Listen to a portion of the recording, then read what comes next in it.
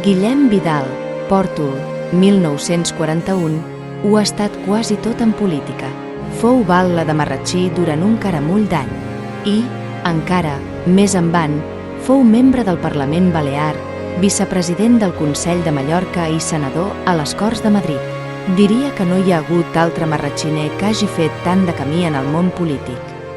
A la política hi vaig estar 20 anys i en aquell moment ni estic al dia ni vull estar. Perquè són circumstàncies d'una vivència que ja vaig tenir un temps passat, que pel que veig avui en dia no és igual. Pot ser que jo vaig equivocat, però l'ambient, llavors principalment quan vaig a la batla, era un ambient de més germanor i coses d'aquestes. I ara les coses pareixen que només és insultació un en les altres i totes aquestes coses per jo no és agradable. Referent a això, jo ja fa un parell d'anys que ni miro els informatius ni el diari, perquè no l'entenc, i com que no l'entenc no tinc opinió. Tenim curiositat sobre l'experiència d'en Guillem al Senat. En Guillem en parla clar. No li veia gaire sentit a la tasca. Arribaven els documents, els informes, les propostes de lleis, les estudiàvem i dictaminàvem, però després tornaven al Congrés, que tenia a la darrera. Paraula. I encara relata una altra anècdota. Dinàvem a l'edifici del mateix Senat i després feia un descans al despatx a una butaca que hi tenia. Aquest fet encara m'acompanya. Allà ho vaig aprendre. Pel que fa a religió, Guillem comenta: sempre he estat cristià, però també amb interrogants, no de sa creença, sinó de sa actuació des que dirigeixen ses religions, tant protestants com catòlics. Ha canviat molt es conviure entre l'església o una altra creença. Avui en dia ses coses no són iguals.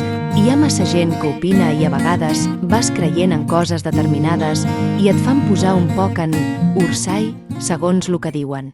Les iniciatives d'aquestes que principalment en la meva persona, que ja fa molts anys que estic retirat de la vida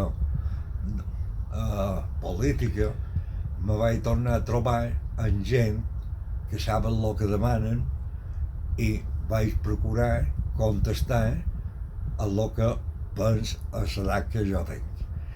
El dinar va ser més que agradable, bon, i això també és important, que els cuiners almenys se van lluir amb aquesta acció de menjar, que jo mai m'hagués pensat que mos fessin un arròs com el varen fer.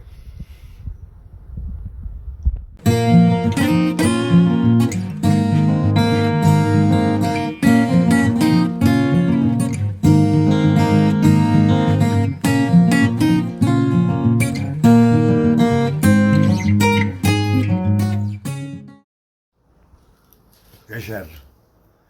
Bueno, aquest dia va ser un dels dies agradables que passa una persona ja major, perquè troba companyeros i un bon dinar que mos varen donar.